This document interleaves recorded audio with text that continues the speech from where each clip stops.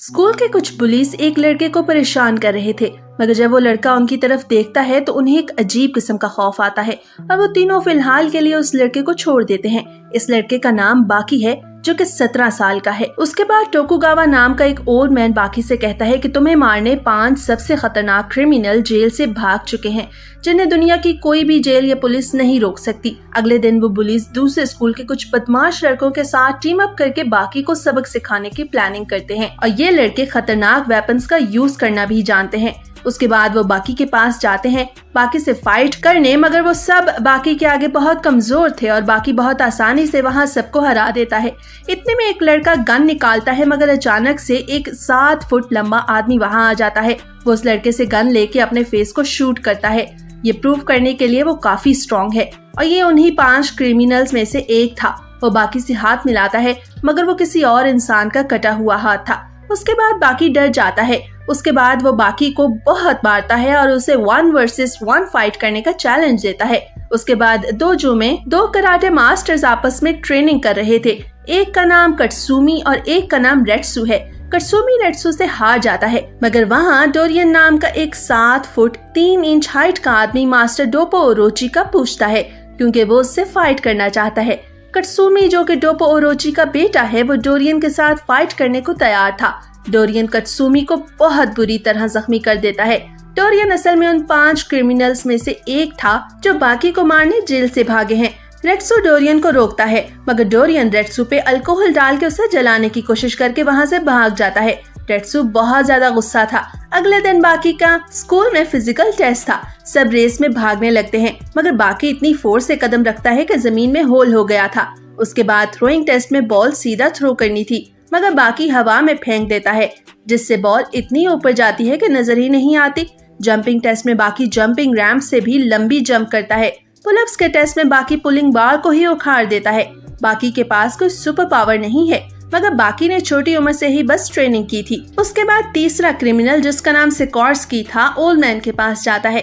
वहाँ मौजूद बॉडीगार्ड को बुरी तरह जख्मी करके ओल्ड मैन से कहता है कि मुझे जापान के सबसे स्ट्रॉन्गेस्ट बंदे से फाइट करनी है। ओल्ड मैन उसे अपने अंडरग्राउंड एरिना में इनवाइट करता है और शाम होने तक सारे क्रिमिनल्स वहाँ मौजूद थे। ओल्ड मैन ने उनसे फाइट करने के लिए जापान के सबसे स्ट्रॉन्ग फाइटर्स को पहले ही बुला लिया था। अब एक तरफ दुनिया के 5 सबसे खतरनाक क्रिमिनल्स थे और एक तरफ जापान के 5 सबसे स्ट्रॉन्गेस्ट फाइटर्स। ओल्ड मैन कहता है कि फाइट के कोई भी रूल नहीं है। आप कहीं भी किसी भी वक्त किसी के साथ भी 1 वर्सेस 1 फाइट कर सकते हो, चाहे वो घर में हो या बाहर, या स्कूल में या खाना खाते वक्त। उसके बाद पहली फाइट डोपो ओरोची और डोरियन की होती है। डोपो कहता है कि तुमने मेरे ही डोजो में घुस के मेरे बेटे को बुरी तरह जख्मी कर दिया, अब तुम्हें मुझसे लड़ना होगा। तभी वहाँ रेट्सु आता है, क्योंकि वो डोरियन से बदला लेना चाहता था, मगर डोपो कहता है सॉरी, मगर इससे मैं फाइट करूंगा। ये कह के डोपो उस पे अटैक करता है। डोरियन अपनी ट्रिक से डोपो को जलाने की कोशिश करता है, मगर डोपो अपने मार्शल आर्ट्स की मदद से आग से खुद को बचा लेता है। तभी रेट्सु को कुछ ठीक नहीं लगता और वो डोपो को आवाज देता है, मगर जब तक देर हो चुकी थी और डोरियन एक बहुत ही पतली वायर की मदद से डोपो का हाथ काट देता है। डोपो हार नहीं मानता और डोरियन को एक जोरदार पंच मार के वहाँ से भाग जाता है। अगले दिन डोपो बाकी मेंबर्स के साथ बैठा था कि वहाँ अचानक से डोरियन आता है और उसके हाथ में पेट्रोल था। वो बहुत ही खामोशी से ओल्ड मैन के सारे बॉडीगार्ड्स को मार चुका था और अब उनकी बारी थी, मगर तभी वहाँ कटसुमी आ गया। वो डोरियन को किक करके पेट्रोल उसी पे डाल के डोरियन को आग लगा देता है। डोरियन को आग में जलता देख के कटसुमी खुश हो रहा था। कुछ देर जलने के बाद डोरियन आग से खुद को बचा लेता है, मगर तभी कटसुमी का दोस्त काटो भी वहाँ अपने मास्टर डोपो के कटे हुए हाथ का बदला लेने आता है। वो फिशिंग वायर से डोरियन का एक कान काट देता है। डोरियन दर्द से चीखता है। डोपो काटो से कहता है कि हम मार्शल आर्टिस्ट हैं, हम वेपन्स का यूज नहीं करते, क्योंकि ये हमारे रूल्स के खिलाफ है। डोरियन अपने पास से एक हैंड ग्रेनेड ब्लास्ट करके वहाँ से भाग जाता है, मगर काटो उसका पीछा करते हुए उसके बंकर तक आ जाता है। मगर डोरियन को पता था कि कोई उसका पीछा कर रहा है। डोरियन काटो से कहता है कि तुमने मेरे पीछे आकर बहुत बड़ी गलती की है। काटो डोरियन पे अटैक करता है, मगर डोरियन पहले से ज्यादा फास्ट था और वो वापस काटो पे अटैक करके उसे दूर फेंकता है। उसके बाद वो बॉटल्स को वेपन की तरह यूज करके काटो को बहुत बुरी तरह जख्मी करता है और आखिर में अपनी वायर से काटो का गला काट देता है।